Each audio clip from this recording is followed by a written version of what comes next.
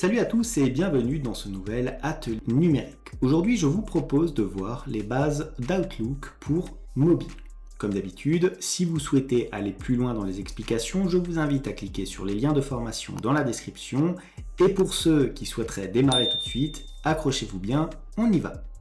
On est à présent sur Outlook et on va voir les différents éléments qu'on peut avoir sur la version mobile du logiciel. Alors là, je suis sur l'interface de base, c'est-à-dire sur votre boîte de réception. Et dans la boîte de réception, on peut bien sûr traiter nos emails. Si je veux traiter un email, par exemple, le premier. Salut, alors vous voyez que je peux avoir uniquement le début de l'email. Pour avoir l'entièreté, je vais cliquer dessus tout simplement. Et là, je vais avoir l'entièreté du message. Voici ton premier mail, tu peux en faire ce que tu veux. Une fois que j'ai lu mon message, je peux faire plusieurs choses. Je peux tout d'abord cliquer bien sûr sur la corbeille afin de faire disparaître tout simplement cet email qui ne serait finalement pas important. Je peux aussi cliquer sur l'icône d'à côté pour voir les autres emails et surtout pour archiver l'email en question afin de le mettre dans un répertoire bien spécifique. Une fois que j'ai fait cela, je peux traiter éventuellement mon deuxième mail comme ceci, donc avec une connexion tout simplement à Microsoft, et je peux cliquer sur les trois petits points en haut à droite, comme ceci, pour avoir l'exhaustivité de ce que je peux faire avec cet email. Je peux le déplacer vers un dossier, le déplacer vers autre, signaler un hameçonnage. Alors qu'est-ce que c'est qu'un hameçonnage? C'est tout simplement une escroquerie, typiquement lorsqu'on vous demande par exemple des informations personnelles pour percevoir un héritage de je ne sais où. Signaler du courrier indésirable, on peut aussi bloquer l'expéditeur, ignorer la conversation, transférer en tant que pièce jointe, donc là on va générer une pièce jointe sur un autre mail, marquer comme non lu. Pourquoi est-ce qu'on marque comme non lu les emails? Tout simplement pour nous rappeler qu'il faut traiter par exemple cet email. On peut le marquer avec différents indicateurs afin d'avoir un degré par exemple d'importance ou tout simplement de répartir les mails professionnels et les mails familiaux. On peut l'épingler, donc ça apparaîtra tout simplement au-dessus et on peut éventuellement créer une répétition ou créer une tâche. Donc ici, il s'agit d'un email basique d'information de Microsoft, donc je peux éventuellement le supprimer en cliquant comme ceci sur la corbeille. Et voilà, j'ai traité les deux mails qui étaient dans ma boîte de réception. Et maintenant, nous allons voir comment envoyer un email. Alors pour envoyer un email, c'est très simple, vous vous placez tout simplement ici sur l'accueil, donc vous avez aussi le petit panneau latéral qui vous permet d'arriver ici dans réception où vous pouvez tout simplement appuyer sur envoyer. De cette façon-là, vous allez avoir quoi? Vous allez avoir tout simplement la possibilité de répondre ou de voir les mails que vous avez envoyés.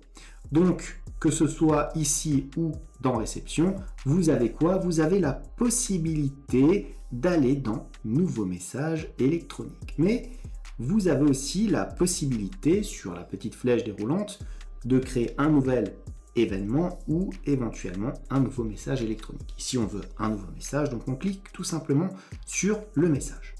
Et première chose à avoir, qu'est-ce que nous avons? Nous avons tout d'abord le destinataire de notre email. Vous avez remarqué aussi que juste en dessous de nouveaux messages, nous avons l'adresse mail de l'expéditeur, c'est-à-dire moi-même. Donc maintenant, on va écrire à qui? On va écrire à, par exemple, une autre personne. Voilà, on va mettre tout simplement cet email de cette façon-là. Voilà, la personne qui nous a écrit. Une fois qu'on a fait ça, qu'est-ce qu'on peut avoir? On a l'objet du message. L'objet, c'est quoi? C'est un peu le libellé que vous allez mettre. Donc, c'est ce que la personne va voir de prime abord lorsqu'elle va recevoir l'email sur sa boîte mail. Donc, on se place sur objet. Et on va dire, par exemple, on va mettre prise de rendez-vous. Mettre prise de RDV, tout simplement. Donc, ça, c'est ce qui va apparaître sur la boîte mail de la personne à qui vous allez envoyer votre email. Ensuite, on descend un petit peu. On se place juste au-dessus de ce qu'il y a marqué, donc envoyé à partir de Outlook pour Android. Et là, on va tout simplement écrire notre email. Bonjour. Voici mon mail pour la prise de rendez-vous. Mettre RDV, voilà. Vous avez compris le principe. Maintenant, ce qui est intéressant, c'est de voir ce que nous pouvons ajouter à notre mail. Vous avez la possibilité, vous regardez tout en bas, d'ajouter des pièces jointes via les trombones que nous avons ici. Nous avons aussi la possibilité d'ajouter des photos, la possibilité ici de modifier la police. Donc, avec quoi? Avec les éléments classiques de traitement de texte, avec notamment la possibilité de mettre en gras, en italique, souligné, de gérer les puces et éventuellement les différents niveaux hiérarchiques. Vous avez aussi la possibilité d'intégrer un lien hypertexte comme ceci. Si j'appuie sur la petite croix, je reviens tout simplement à mon élément de départ. Je peux cliquer là-dessus afin d'envoyer un calendrier avec mes disponibilités ou éventuellement de convertir mon mail en événement. J'ai aussi la possibilité de dessiner et de programmer un envoi. Comme ceci, regardez, je peux programmer l'envoi soit demain par exemple samedi, soit la semaine prochaine. Je peux choisir une heure, bien sûr si je clique dessus, je peux avoir éventuellement donc ma planification qui va se faire et donc mon mail sera envoyé de façon totalement automatique. Je vous propose à présent de voir les différents paramètres que vous allez pouvoir modifier afin de faire varier la navigation dans votre application. Donc vous allez vous placer tout simplement sur le logo ici, donc hop, et on fait apparaître cette fenêtre là. Les paramètres se trouvent tout en bas à gauche ici, donc on va les sélectionner et on va voir ce qu'on peut modifier de façon très simple. Donc on a tout d'abord bien sûr l'apparence dans les paramètres rapides.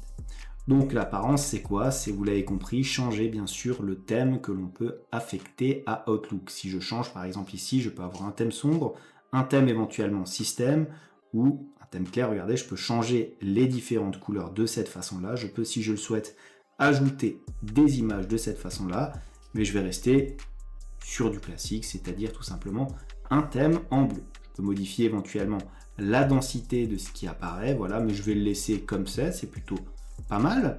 Maintenant, nous avons la possibilité ici d'avoir des signatures. Alors, je vais cliquer là-dessus, et la signature, c'est tout simplement un élément que je peux donc ajouter à l'ensemble de mes mails. Par exemple, si je veux mettre mon nom commercial ou ce genre de choses, mon numéro de téléphone ou éventuellement mon adresse. Par exemple, ça va correspondre à ma signature de mail tout simplement. Donc ce que je peux faire, c'est faire une signature de compte comme ceci.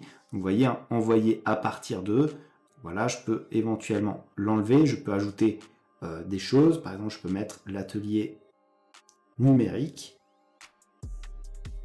comme ceci. J'appuie tout simplement sur Entrée et regardez, je vais avoir ça à l'ensemble de mes mails lorsque je vais rédiger tout simplement et que je vais envoyer du courrier électronique. Pour le valider, je vais appuyer tout simplement sur le petit valider. Les réponses automatiques, qu'est-ce que c'est? Alors c'est des éléments plutôt intéressants qui permettent par exemple de mettre une réponse lorsque vous partez en vacances ou que vous n'êtes pas disponible afin de rediriger les mails dans votre boîte de réception. Donc par exemple on peut ici hop cliquer tout simplement sur réponse automatique, répondre pendant une période de temps. Donc là qu'est-ce qu'on va avoir comme temps? On va avoir, regardez, si je coche cette case là, je vais pouvoir gérer la date et l'heure. Par exemple, si je souhaite partir cet été, je vais sélectionner éventuellement, alors je vais prendre quoi? Je vais prendre par exemple le lundi 7 juillet, j'appuie sur OK, et je peux modifier éventuellement l'heure, je vais laisser cette heure-là, et la fin de mon congé va prendre fin. Donc quand on va se placer en juillet, et on va se mettre par exemple ici le vendredi 25 juillet tout simplement, on va appuyer sur OK, là encore on peut modifier éventuellement l'heure de cette façon-là. Alors, je peux aussi vider mon calendrier, c'est-à-dire refuser et annuler mes réunions pendant cette période-là, et donc activer bien sûr l'ensemble des réponses automatiques pour les mails correspondants. Voilà, donc je peux éventuellement décocher cette case-là puisque c'était pour l'exemple. Maintenant, je reviens un petit peu en arrière. Voulez-vous mettre à jour vos paramètres? On va mettre non, c'était pour l'exemple là encore. On a la possibilité de modifier les notifications et la façon dont celles-ci vont apparaître. On peut modifier les paramètres généraux du compte, les paramètres du courrier, le calendrier, bien sûr, calendrier est très important puisque cela va vous permettre d'afficher les différentes réunions que vous allez éventuellement avoir ou créer sur votre application. Vous avez aussi les paramètres de langue que vous pouvez changer, les paramètres d'accessibilité, de confidentialité, de complément. Bref, l'ensemble des paramètres relatifs tout simplement à votre compte Outlook que vous pouvez modifier directement sur l'application. Voilà ce que j'avais à vous dire pour l'utilisation d'Outlook mobile. Alors comme d'habitude, si cette vidéo vous a plu, n'hésitez pas à la liker, à la commenter, à vous abonner à la chaîne si ça n'est pas encore fait. Moi je vous dis merci et à bientôt pour une nouvelle vidéo.